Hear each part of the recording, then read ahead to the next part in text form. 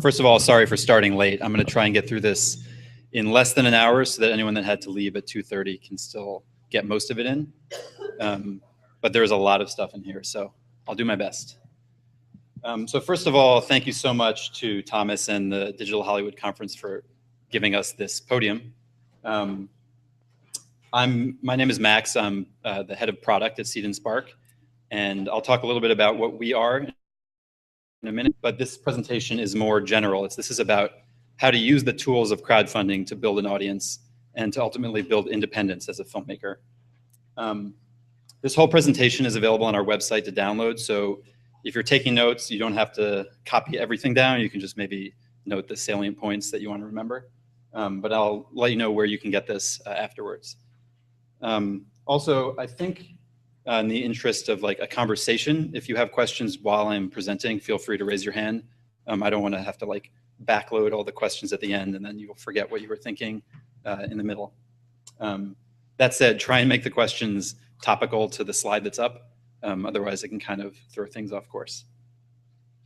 So this is a presentation about, like I said, using crowdfunding as a tool to build an audience. And our position on this is that this is no longer a tool that you can use to do this for your career. This is something that you're going to have to do. Because in the last 10 years, we've seen like all the different technologies that have come out that have disrupted the models of distribution and of production and of sort of theatrical releasing. And we don't know what the next 10 years and the next 15 years are going to look like. But what we do know is that having a direct connection with your audience is the only thing that will guarantee you to be empowered to have a career as a filmmaker in an independent sense. Okay, so what is Seed&Spark? We are an integrated crowdfunding and distribution platform made specifically for film. The entire team at Seed&Spark is made of filmmakers in one sense or another. We have DPs and writers and producers. So we are filmmakers and we understand the challenges, which has helped us to build the tools a little bit more effectively. So on one side, we have the studio, which is our crowdfunding platform, which uses this tool called the wish list, which works like a wedding registry that lets you list all of the line items that you need for your production and allows your supporters to either contribute money towards those items or to actually loan them to the production. And both contributions of cash and loans count towards your fundraising goal. And in return for the support, your supporters earn sparks, which are a sort of currency that we have. And they can redeem those to then watch the content in our cinema, which is our streaming distribution platform. It's a curated platform, so we are not, we're trying to bring some context to the distribution side, because I think one of the biggest challenges in independent distribution is that there's often no context for any film. And so it makes it impossible for someone to decide whether to watch one thing or another. We're also working on some exciting partnerships where we are putting films from our cinema onto other platforms. We already have a deal with American Express that puts some short films onto their smart TV app. We're also working, we will soon be announcing some partnerships with iTunes and Verizon to do similar things. So basically, we're trying to give these independent filmmakers that are using our platform the broadest possible distribution as sort of a ancillary benefit of choosing Seed&Spark for their crowdfunding. So what is Bright Ideas magazine? This is, you may have seen a stack or several stacks of magazines at the entrance. This is a magazine that is published by Seed&Spark. It is a biannual magazine that's distributed at film festivals. And it's actually starting now. It will be available for subscription in 2015. And the idea, Bright Ideas exists to sort of push the cultural conversation of film forward. And to focus on the artists who are working at the edges, who are doing things that are innovative and maybe not quite mainstream yet, but that the mainstream independent industry can take some cues from and build on. So feel free to take a magazine on the way out. They're here, they're completely free. And there's also some cards that have a discount if you want to subscribe for next year's magazine. And what is TUG? I'm not sure how many of you were in here for the last session, but they talked about TUG a little bit. It's a new crowdsourced theatrical distribution platform. So in other words, instead of the traditional push model of distribution where your film is taken by a distributor and then just pushed into theaters around the country and then marketed to try and fill the seats, it allows people to demand your film in specific theaters at specific times. And if a critical mass of people makes that demand, then the screening happens and you can sort of increase the efficiency and like the seat utilization is what they say of screenings, and it makes it much more cost effective to have a theatrical run for your film. And it's, again, it uses the same tools of crowdfunding, audience building and gathering to allow you to have a theatrical run. And then one thing that you can use that for is, for example, if you want to have an Oscar qualifying run for your film, you can set up a week in New York or a week in LA with a specific theater and use your own marketing tools to build audiences for those sets of screenings. So it's another way that you can be empowered using the crowd to be successful with your project. Okay, so again, this is about your career. This is not about a one-off thing that you might do for a specific project. The only thing, again, that will guarantee you independence in the next 10 years throughout whatever technological changes happen over that time is having that direct connection with your audience and that conversation sort of always on, so that you know what they're interested in, they know what you're working on, and they can support you in those projects, and you can offer them access and other rewards through that engagement. Okay, so you're thinking about crowdfunding, maybe. How many of you are thinking about crowdfunding or have crowdfunded in the past? Awesome. Well, then you came to the right panel. So at this point, it's not just about how much money you need. You have to think about how you're going to deliver the film, what happens if you get distribution, what happens if you don't. Again, the theatrical distribution piece is something that's now in your control. And then how much all this collectively will cost. For example, if you end up getting picked up by Netflix and have to deliver your film to Netflix, it costs almost 6 figures to have the film dubbed in all the languages that they require to put it on their platform. So these are costs that you really need to be thinking about up front. Otherwise, you're going to run into roadblocks later down the road. Okay, who the hell is your audience? Where the hell are they? And how the hell do you get their email addresses? These are the important questions of crowdfunding, especially the email address piece. I'll talk about this a little bit later, but even with all the proliferation of social media platforms, email is still the most effective way to engage and to get conversions when you're trying to market something. Because people still treat their inboxes with that sort of, it's a higher regard than the other types of communication that have come up. So these are, again, it's important to think about the actual people who are going to be giving you their actual money to make your project. Because I think the more abstract you get, the less consideration you give to the people, and the more it just becomes like this amorphous crowd. And you really need to think about the people specifically.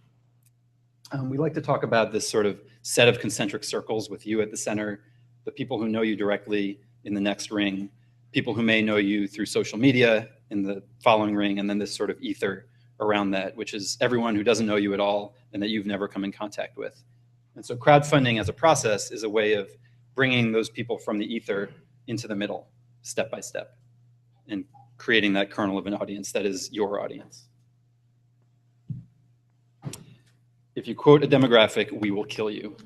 If you look at these 2 lines of photos, these are demographics: women between the ages of 24 and 35, men between the ages of 24 and 35. As you can tell, and not to make generalizations or to stereotype, these are people are not most likely not watching the same things and listening to the same music and reading the same blogs, etc. Yeah, it's no way to know for sure, but point being, you have to get more specific. So if you think about, sometimes we ask filmmakers, when they're starting their campaign, who's your audience or who's the potential audience? And the answer from them is everybody.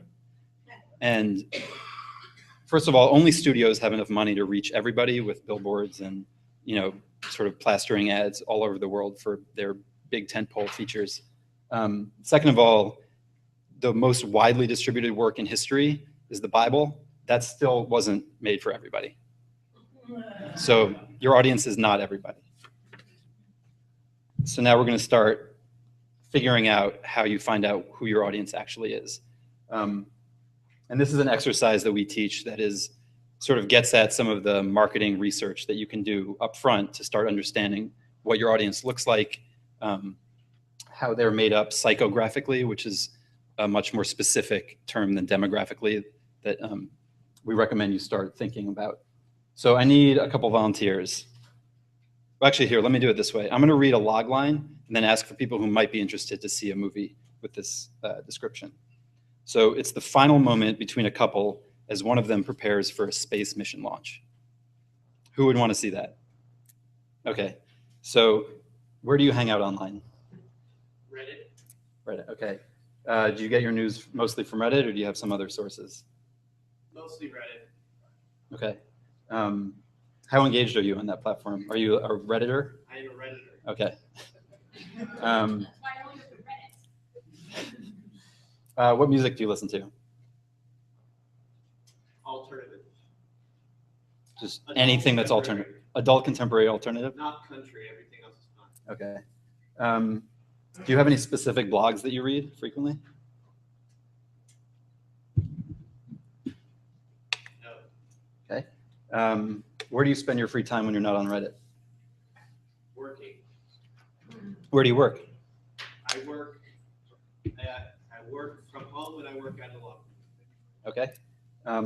Are you online during work, or are you online mostly in your off hours? I'm online all day. All day.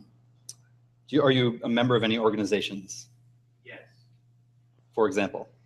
I'm a member of Double Double Give, a nonprofit charity, and a martial arts school in China. Very cool. Where do you watch the things that you watch? I watch them on Hulu and Netflix at home. Okay. Thanks. Who else was interested in that movie?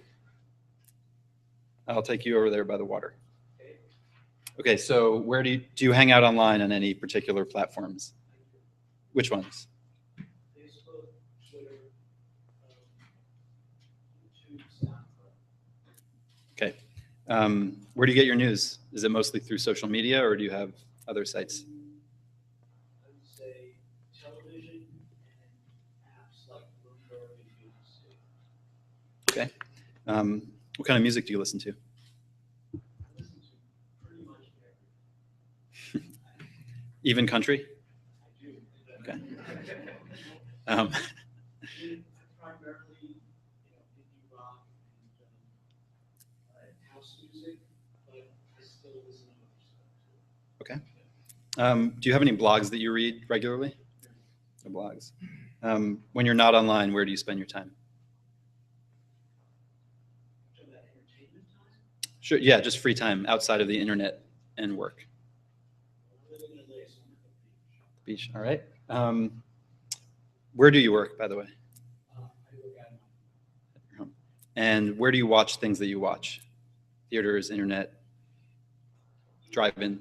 either in my home or perhaps at a coffee shop. Okay. And what time of day are you normally online? I would say on and off throughout the entire day. Okay. So you can start to see, we've done 2 interviews here, and you're starting to get a little bit of a picture. There may be some overlap between the two, or you may be seeing like 2 clear constituencies of people who may be part of your audience. And so if you conduct this exercise for, say, 5 or 10 people, then you start to get a clear idea of, okay, I need to be on Reddit in terms of spreading the word about my project, or I need to be on Facebook, and maybe I can partner with this particular organization to help reach potential audience members and so forth. So this is sort of the initial data gathering that you do, and then you can start to parse that to understand where to go and who can help you. Does this all make sense? Yeah. Cool. Okay, so crowdfunding starts way before you launch your campaign. Crowdfunding itself is just like making a film. You are going to have your pre-production, then you're going to have your production, then you're going to have your post-production. So if you're going to crowdfund and it's going to be a 30-day campaign, you want to start prepping at least 30 days before the campaign. And again, it's important to remember that of all this, the crowd is the most important thing. The funding is important because you can't make your project without it, but without an audience, there's no point in making the project in the first place. So that's why you have to really pay attention to the crowd through all this. And everything that I'm talking about here is crowdfunding. All of the prep work, all of the sort of delivery that happens afterwards, all of that together is what crowdfunding is.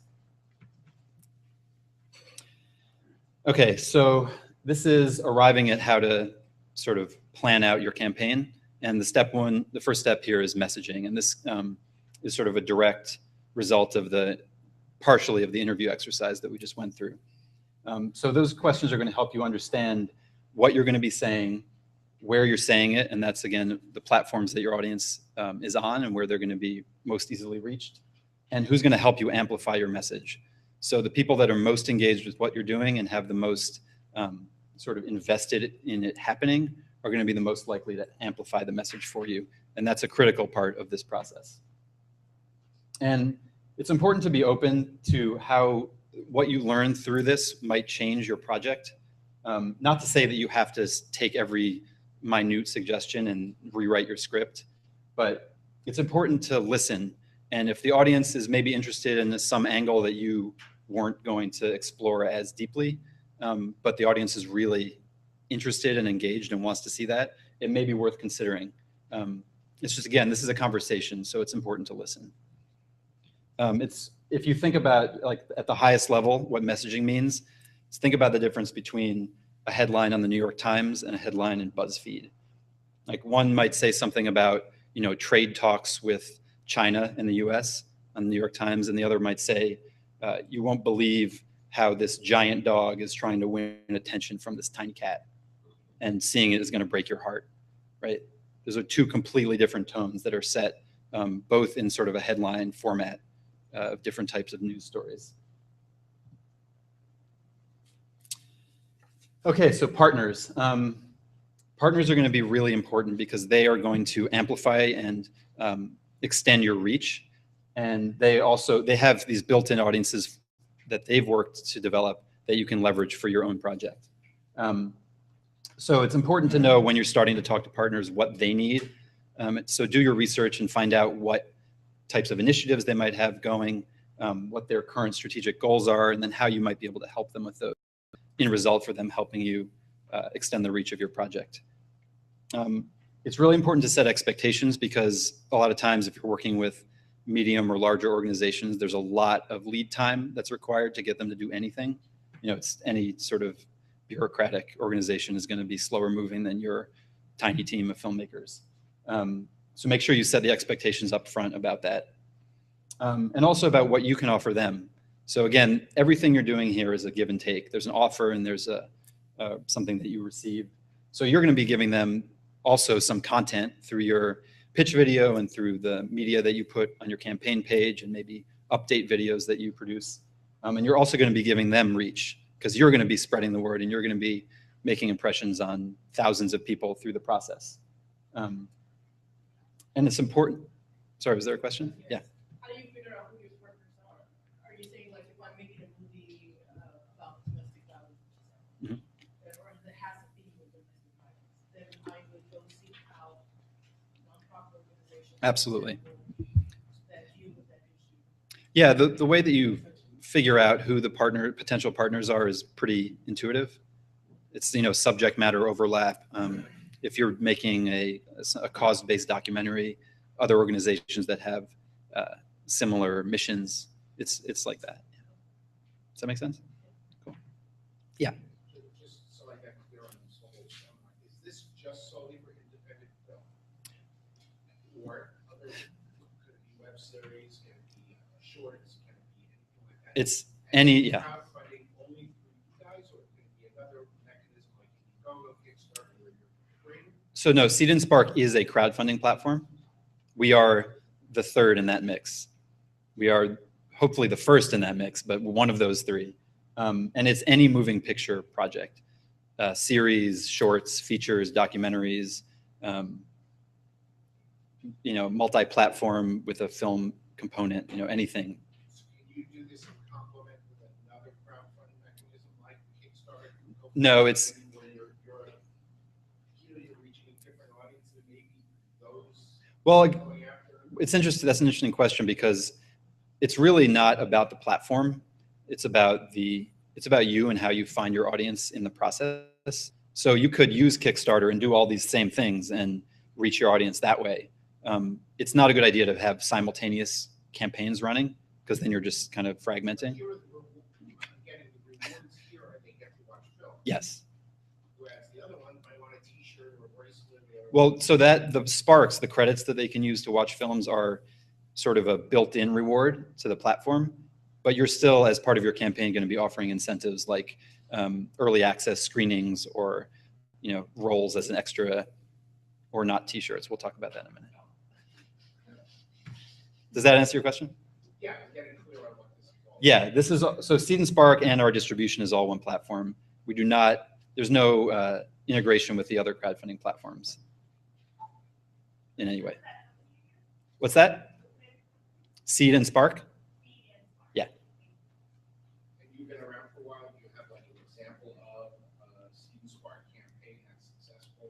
Sure. I can give you a few examples. We can talk after. I want to make sure we get through all this for everyone.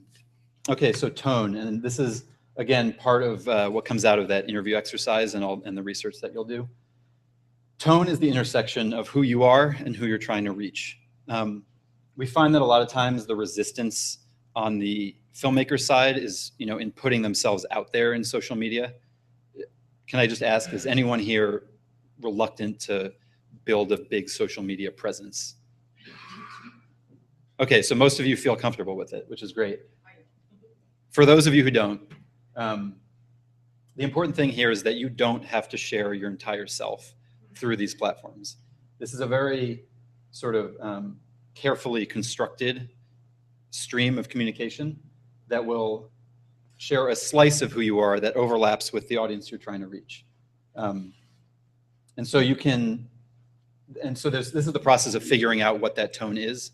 But you should know upfront that you don't have to be posting every private photo that you take and tweeting about the meals and the delicious desserts that you eat. Like, that is not necessary. It may, if that's part of the tone that matches your project, that's great, but that is not at all what this is about.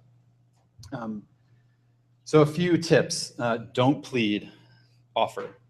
Crowdfunding is an exchange that happens. It is not charity. And that's a really important point because I'm sure you've all seen people with campaigns running that say things like, please give me money. This is the last week. If I don't hit my goal, I don't get any of the money for my project. And that is a guilt-based plea, and it will be effective in getting money, but it is a shitty way to build an audience. And that's what you're really trying to get at here. Altruism is really important. A lot of what you share through the social media channels is going to be links to other things that are either related to what you're doing or related to people that you're supporting in similar or related projects. So you want to be, so for example, if you can you read this blue box here with the Twitter? Okay. So this is a project that we had on our site a few months ago. And so this was in their preparation for launching. They tweeted out, so much great, and I think it says like, independent film to support on Seed&Spark. Here's a project that you can support right now. And they gave a link to go support this active campaign. And so that's an example of altruism. And then when that campaign ended, and then Nia on Vacation launched their campaign, they reciprocated it right back. And so the person that had received the support here took their whole audience and said, go support Nia on Vacation, who's raising money now. And so you can see how the altruism builds capital.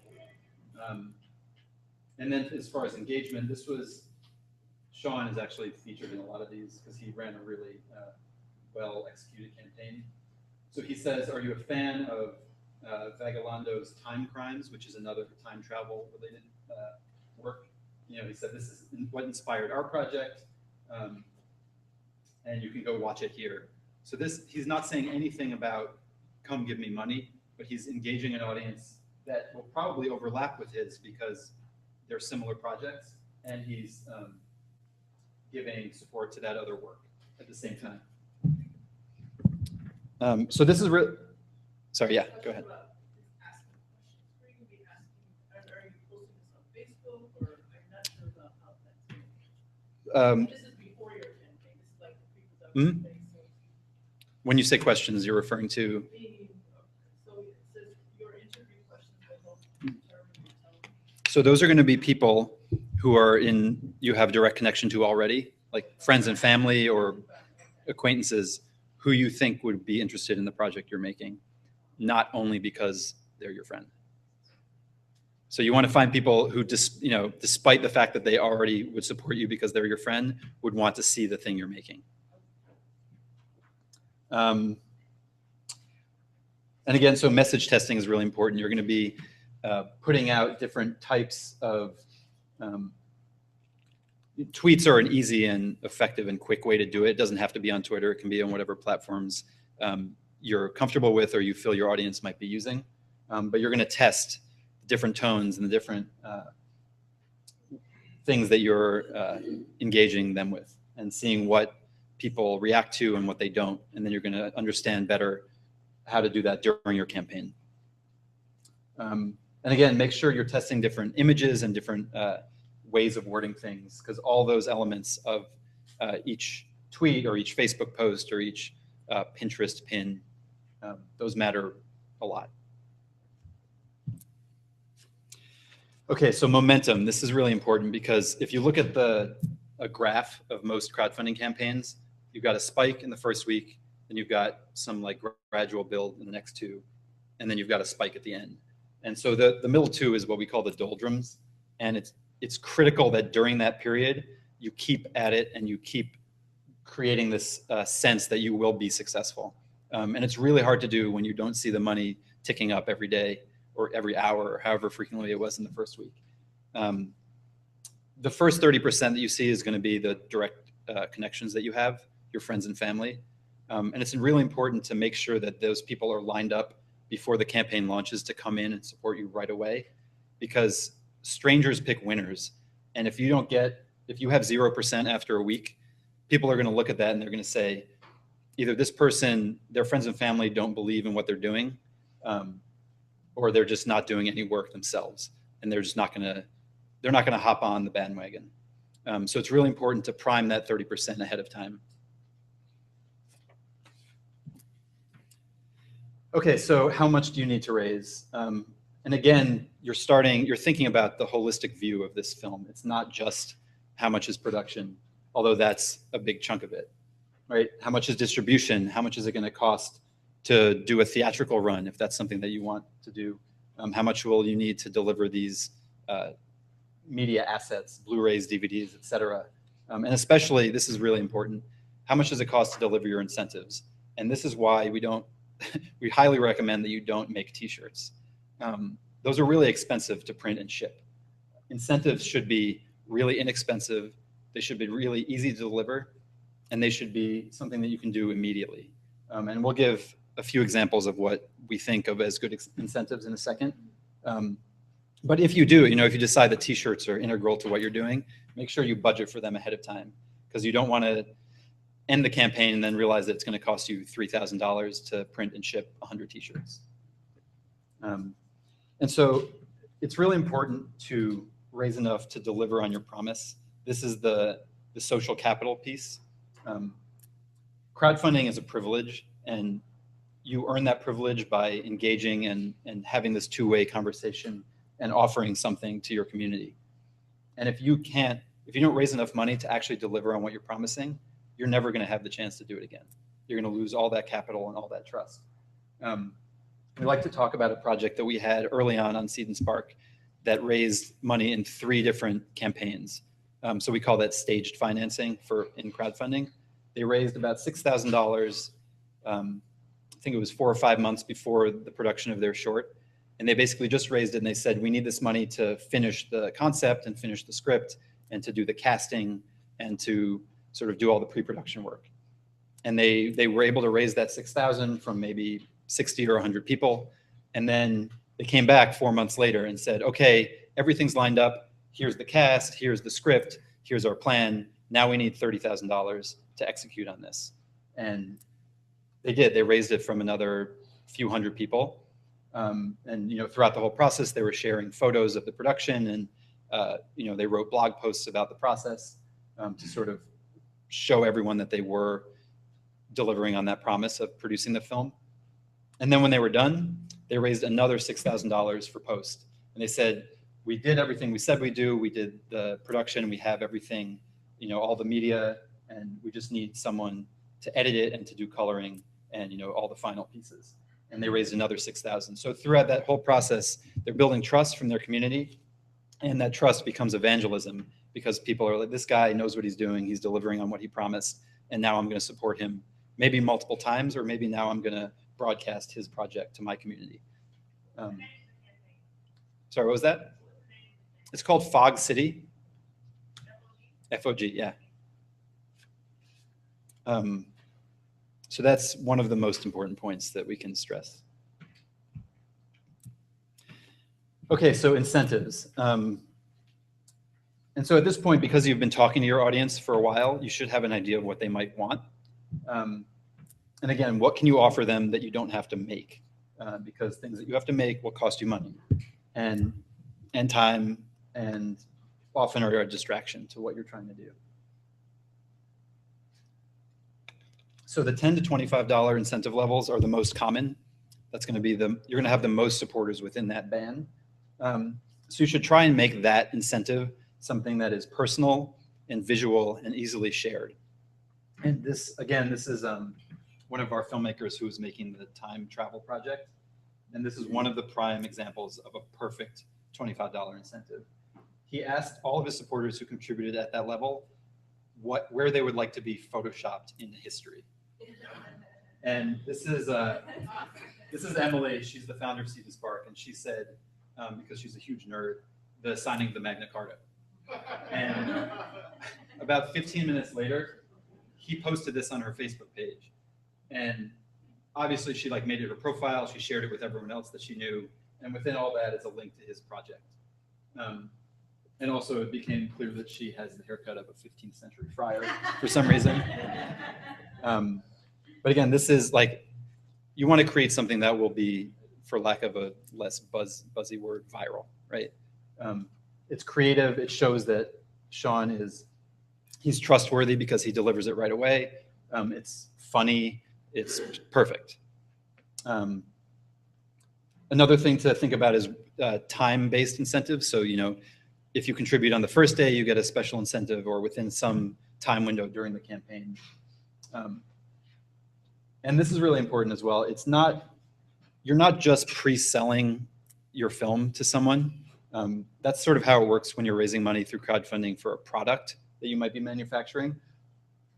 This is access that you're giving people in a number of different ways, but one way is early access to the film, right? That is basically a free thing that you can offer that is a true incentive for someone who's supporting your project. It's really important to not botch the delivery of downloads or streams. I'm sure most of you are familiar with Zach Braff's crowdfunding campaign, where he raised $3 million and made the feature. And then Warner Brothers was distributing it, and their online streaming platform, or may have been downloads, it just didn't work very well. There were issues with the passwords or the codes, and people just had trouble getting what they had been promised when they supported him.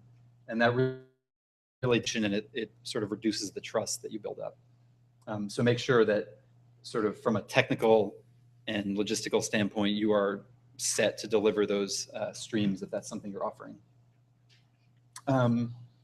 So again, budget for delivery. Things like invites to parties are pretty much no cost and are highly valued by people. Especially, it's important to think about what you're doing from a perspective outside of the industry. Because film is a really sexy thing to most people, but even more to people who have no idea how it works. So wrap parties, premiere parties, early screenings, just letting them come on set, right? People love that. Letting them be an extra in the movie. Who was talking about paying $300 to be in the? So yeah, it was some. I think it was a Chinese horror director, And he actually had people paying him to be extras in his film.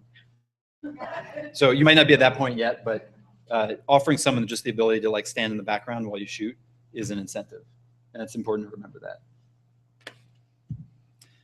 Okay, the pitch video. You are a filmmaker. Your pitch video should look like you are a filmmaker. It should not be you sitting and talking at the camera for 2 minutes. If you are making a comedy, it should be funny. If you're making a thriller, it should be thrilling. If you're making a horror, it should be scary. So the first 15 seconds of your pitch video are where you establish your sort of credential as a filmmaker and the tone of your project.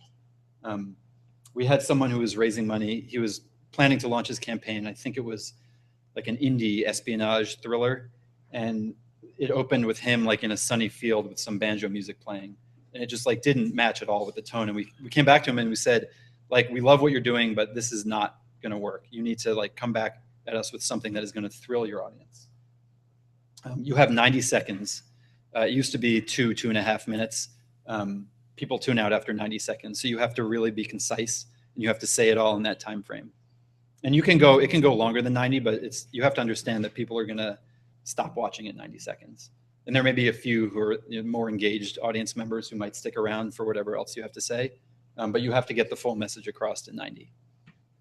And again, you want to include those elements that you came across in your message testing that resonate with your audience in the pitch video.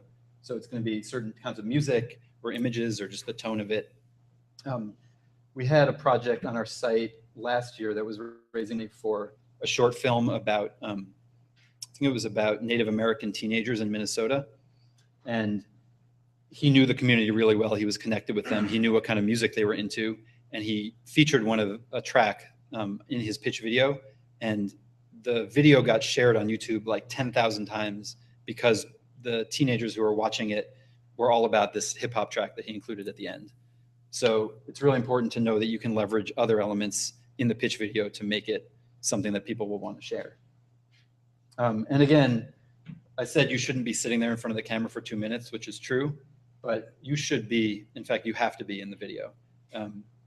Unless, as one of our current campaigners hired an actor to play himself in his pitch video. But that aside, it should be you, because this is you asking your audience to come with you in this process.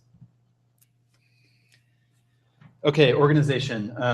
This is the boring stuff. So direct outreach, this is, again, thinking about not the crowd, but the individuals in the crowd that you're trying to connect with. You should have at this point a list of email addresses so you can directly connect with those people and ask them to support you in this. You should be ready to direct message people on the social platforms that you're using. You should have your partners all lined up and ready, and you should, it's important to give them everything they need to promote what you're doing. So sort of craft whatever copy or whatever tweet language you want them to use in a package and just say, on whatever day I want you to send this out to your email list. So really they don't have to do any work other than copy and paste. And there's a whole other host of places where you might have direct connections to people. But that's what it's all about. It's about direct outreach. Again, with updates, this is like the incentives. This is how you turn your supporters into people who are going to be evangelists of your project. So your updates should be visual and they should be shareable. It shouldn't just be 5 paragraphs describing the casting process, for example. Again, announcing the inevitability of success through whatever means, if you have press releases or interviews with the different members of the team, you want to make it clear that you will be succeeding in this project. It's inevitable, so people should come on now and become part of it.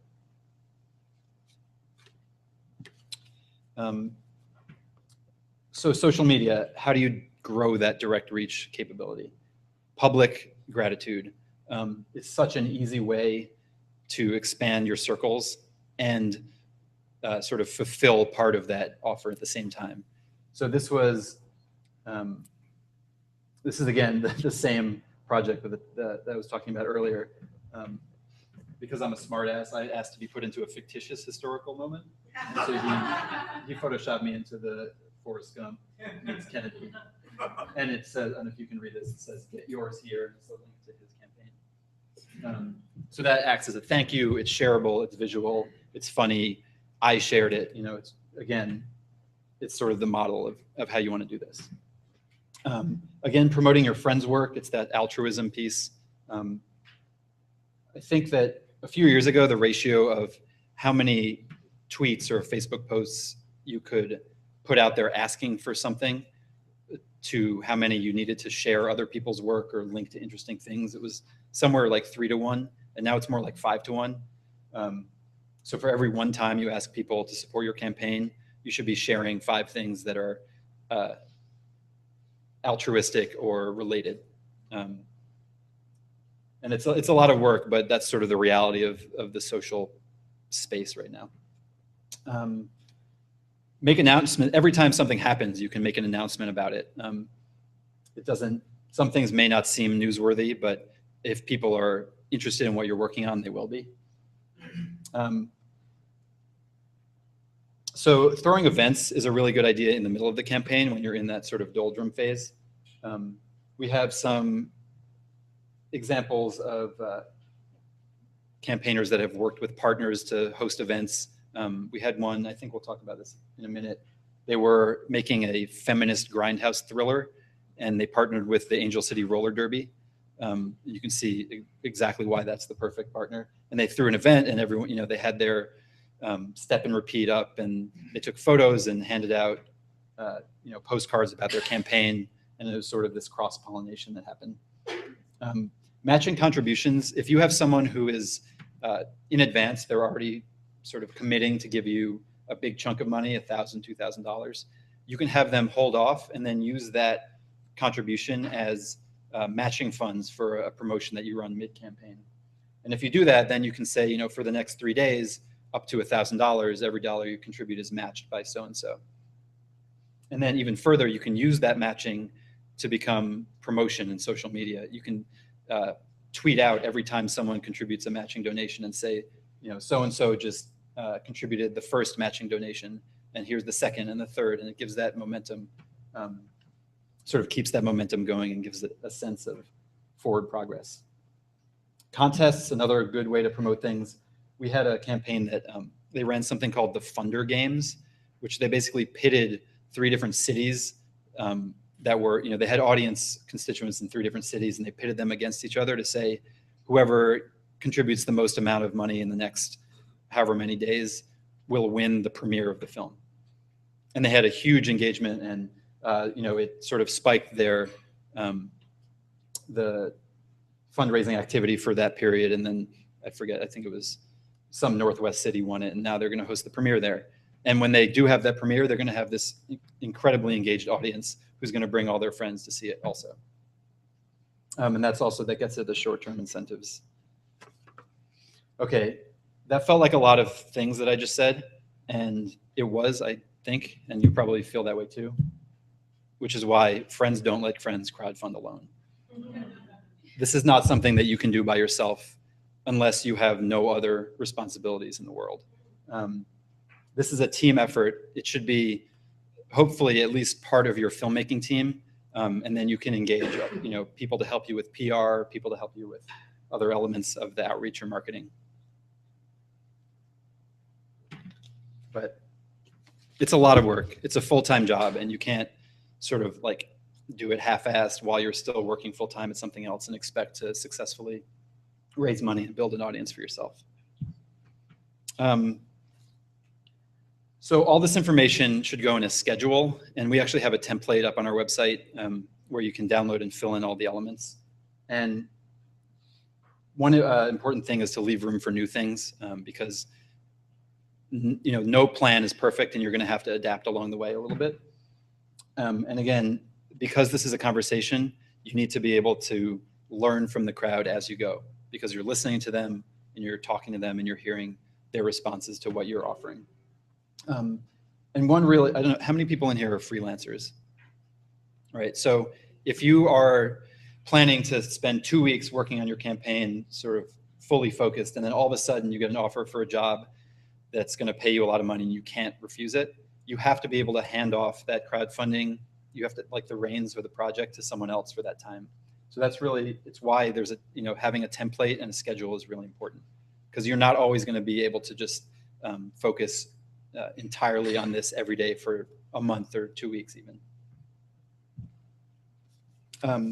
So again, if your plan isn't working, if you do everything right in that we just went over and everything's lined up and you have your template and your schedule and you a week in and you're not seeing the response from your crowd that you expected, you need to adapt. It's important not to stick with it just because you felt like you've invested all this work and this was the plan to begin with.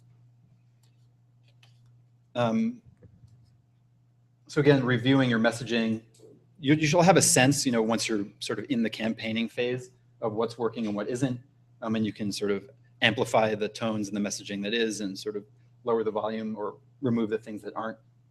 And this is a point where it may be valuable to do additional interviews. So reach out to the people who gave you the first contributions and find out why they contributed, what they think would be cool to share if it was something that you offered them in return for the contribution, how they want to see the film. And then this is going to be sort of an ego check moment. All those people that you were like, these people are my good friends and I am sure that they will be in the first day and give me this much money, and then they don't show up. This is where you have to go to them and find out what sort of is holding them back. Maybe they felt uncomfortable with some way you were talking about something, or it could be any number of things, but it's likely that if the thing that's holding them back is going to be holding other people back as well. Excuse me. Yeah. So how do you prevent campaigning fatigue? Meaning like, you're always, you're kind of posting, like what makes it, how do you prevent people from just turning off? Well, that's where that sort of ratio of ask to offer comes in. If you are truly sharing things that are of value to people, they won't get tired. If you're only out there asking for help, they're going to get exhausted very quickly. And so it's sort of, there's these sort of like rules about the ratio should be 5 to 1 or 3 to 1 or whatever, but you have to kind of feel that. And if you are asking, if you feel like you're asking too much and people aren't responding, it may be time to do this, and it may be time to start figuring out what else you can put out there that will engage people. Yeah, this whole thing is on our website. So this PowerPoint is on the website? Yeah. So if you go to seedandspark.com and click on How To, which is in the main header, there's a whole section called Awesome Downloads, and it has this. It has a full social media handbook. It has the template that I talked about. It's got a lot of helpful things. What's that? Yeah, I'll put the final slide. I'll have our name on it. I'll make sure you get it. There's also on the tables out front, we have some postcards that you can take as well. You can take hers. Yeah. So if you go to How To, if you go to our website and click on the How To button.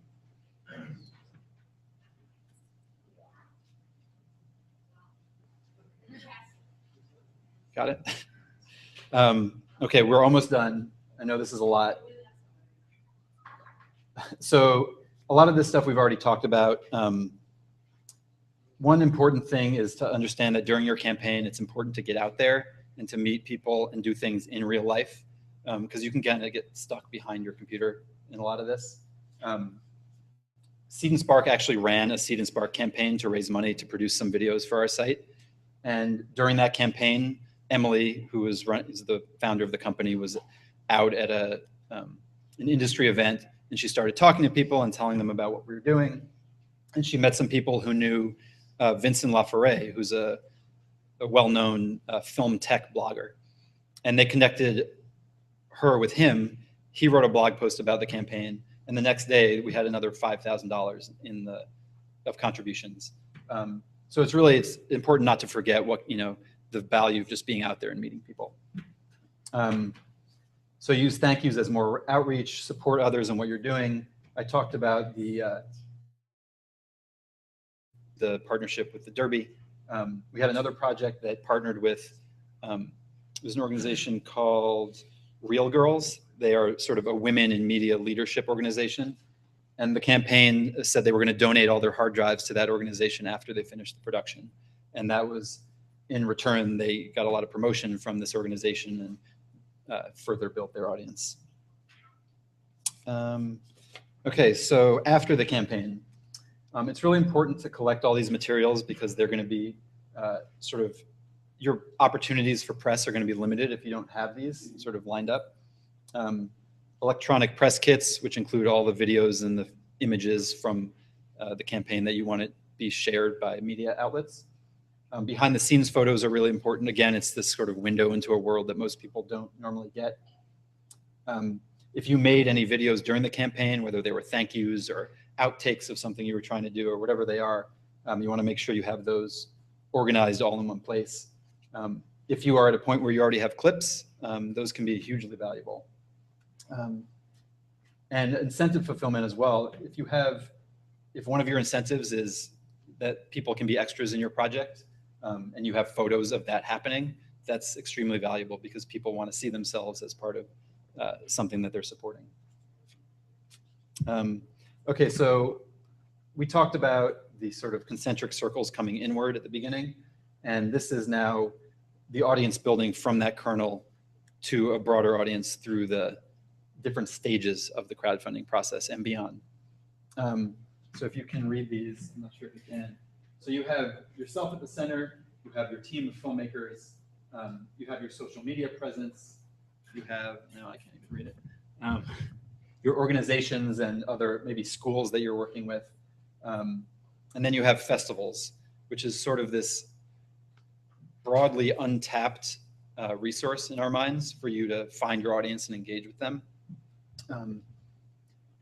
I think the scenario in which you make a film, it gets accepted to Sundance, it wins some prizes and gets distribution, and then you get paid.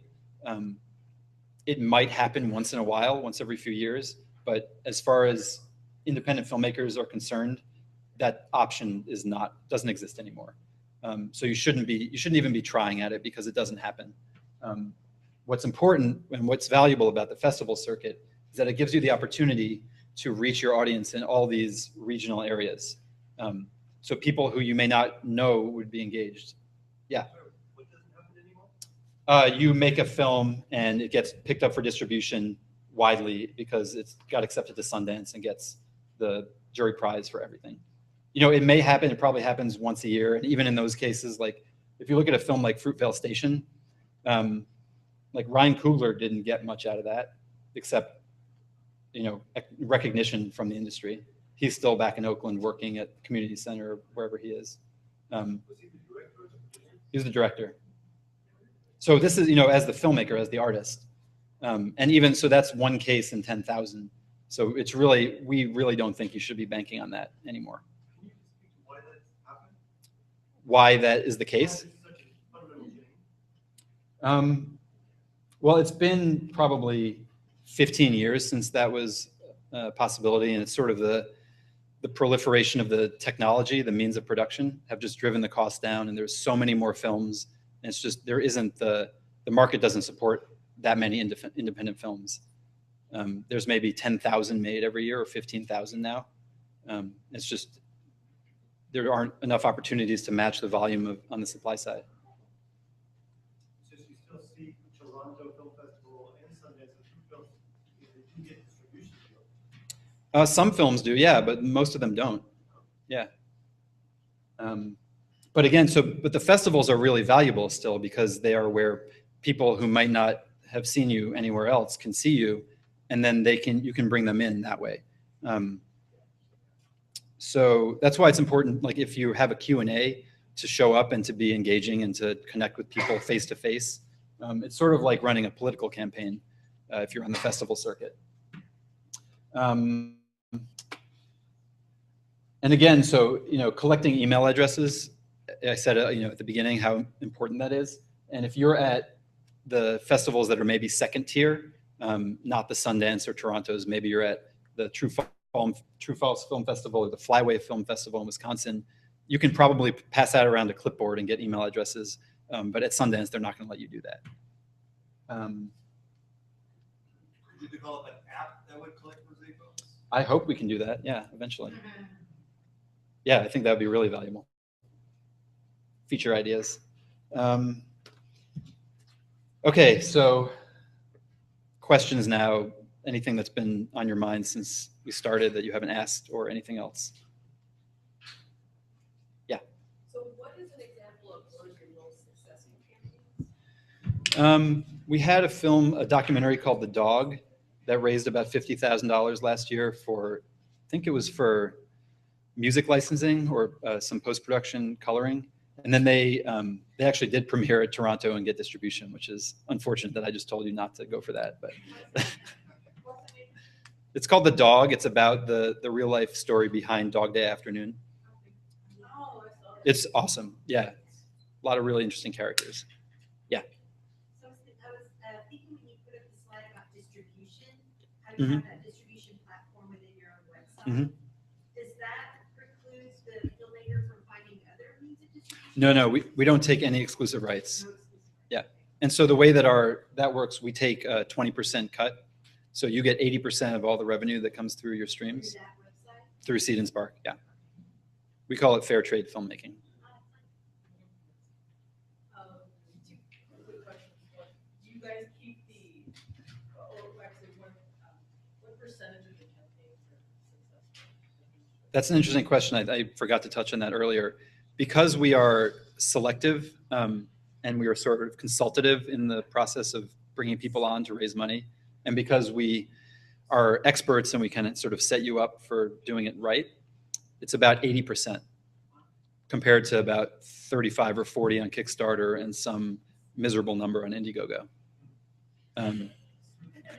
So what it is, it's like 13%. Yeah, so 80% is about where we are right now. So Yeah. earlier you said you should do at least 30 days, or you should prepare Mhm. production for 30 days. Yeah. before you launch. But ideally, what's the ideal time to? I'd say 2 to 1. So if you're running a 30-day campaign, take 60 days. If you're doing a 2-month campaign, take 4 months. Like it's really, you want to have a long lead time because once you get into it, there's no, like you can make some minor adjustments, but the bulk of the work has to happen beforehand. Yeah. Quick question. Would you suggest if you're planning a campaign and you're also planning like a festival trip to like postpone the campaign until after the festival trip when you have a chance to get all the emails and everything? Are you going to a festival with a project or just as a way to? Just to go. I think it depends. I mean, I think if you don't have a big sort of, if you feel like your circle is small to begin with, that could be a good way to prime your crowd. Maybe you can put together some materials that sort of give an idea of your project and talk to people at the festival and do it that way. Yeah, so it's a good idea for sure. I don't know if you necessarily want to not campaign in anticipation of that. Launch it until after. Yeah, that's a great idea. And what's the difference between the pitch and say I went to another presentation and the filmmakers spent a lot of their money, their seed money, whatever they had on their trailer.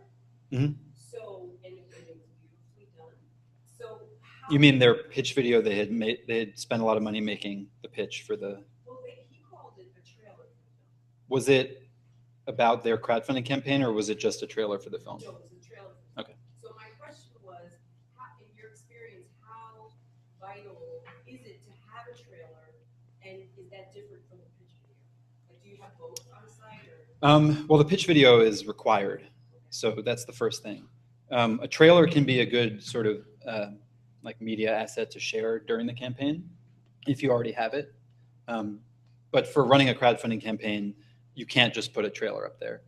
Though you can use parts of a trailer to make the pitch, which maybe a lot of it can be the trailer with some voiceover, but yeah, the pitch video itself is essential. Was there a question back there? Yeah. In terms of getting emails, what about the old model of like having cards and kind of like a give, like, interview, use your, give us your email, and you're entered for, a VIP premiere, whatever, kind of like an incentive scenario. Sure. As a means of gathering email addresses? Yeah, is that still I don't have any data on whether it does or doesn't. It seems like a good approach. You, yeah, I mean, it's similar to the incentives in your campaign, right? You're going to be getting email addresses in exchange for something, and that something can be anything. It can be participating in a Q&A after a screening. It can be helping someone on their project, right? It can be anything. But yeah, I think that's a good idea. Yes.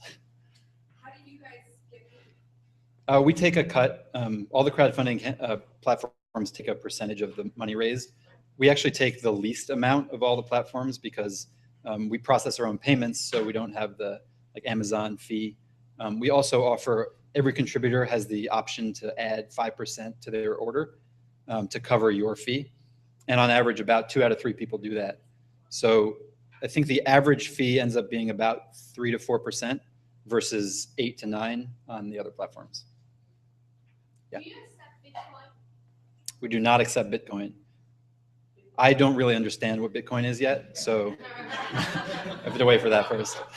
If you can explain it to me, then I'm all ears.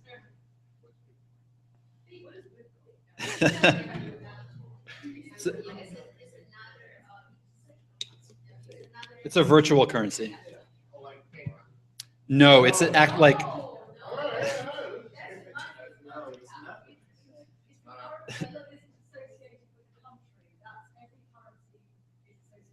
Sure. But it's purely digital. Yeah, it's a cryptographic key. So if your computer, The Redditor probably knows the most about it. if your computer crashes, you're broke. If someone's computer crashes, someone is broke. I don't know how it works. So how's your relationship with distributors to ensure With order?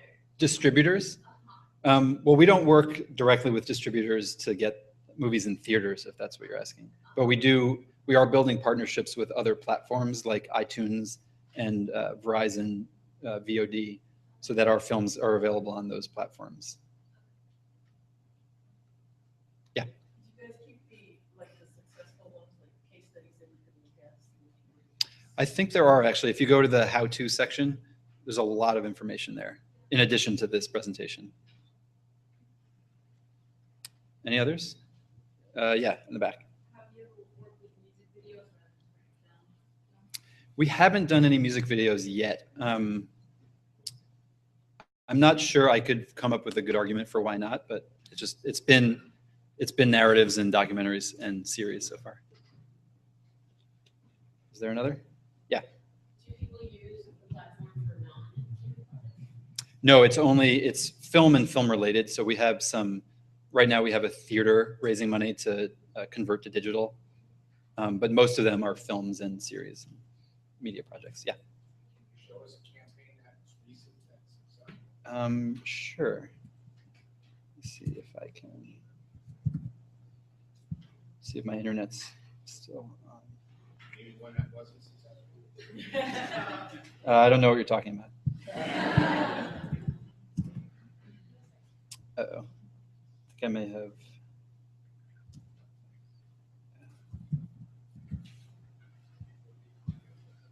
While I'm doing this, any others? Yeah. How long have you guys been in existence? We launched about 2 years ago. The company was founded about 3 years ago. Yeah. Based here?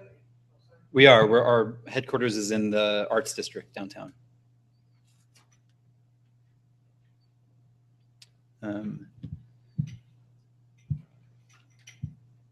Before I pull this up, there's one last slide that I want to show everyone. Is this gonna have audio?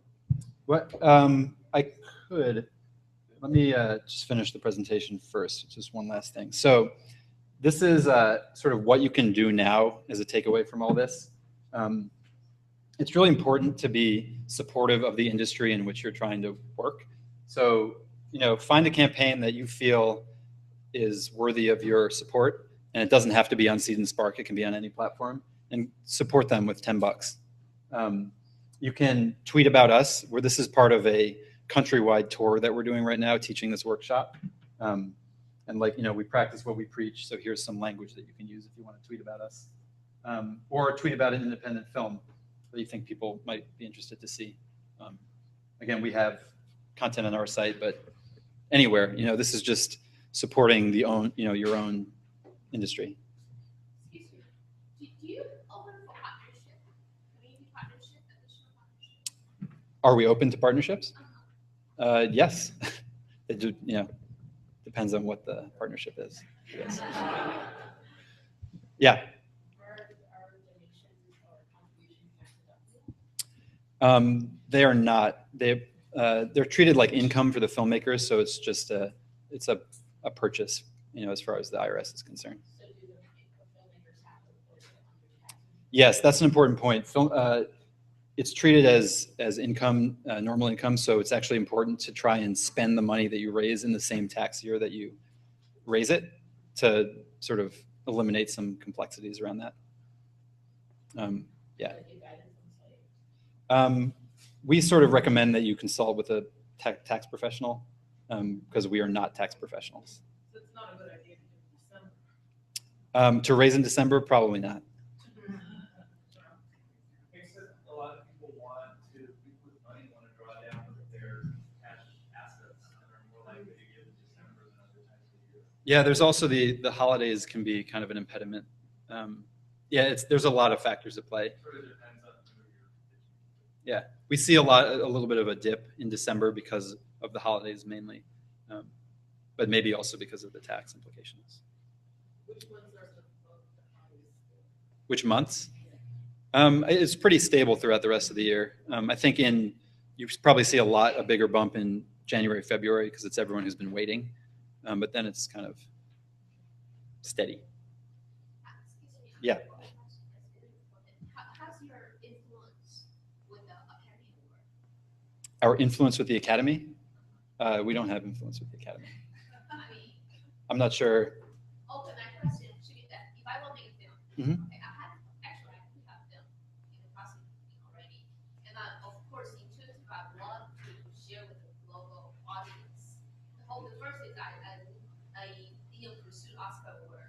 Yeah. But since I'm a immigrant, I don't know here, right? And then I pursue this crowdfunding. Mhm. Okay, but however, this is for money. But the final goal is to share the love with the world. Well, like I said, Recognition by Oscar award, but you can help us for that, pursue that part, and you can make more money. that is not a service that we currently offer. But I think it's really important to remember that the biggest value of all this is the audience. It's not the money. Like you are raising money at the same time, but you're building your audience, which is the most valuable asset for you as a filmmaker. Does that make sense? No, not yet. So crowdfunding is a marketing tool, right? Yes. And at the same time as you are doing all this marketing that makes people aware of you, you're also raising money. So it's sort of, you're doing two things at once. And the most important thing that you're doing is building the audience. Does that make sense? I'm happy to talk after for a bit. Can I get a photo of everyone? So I'm gonna share this.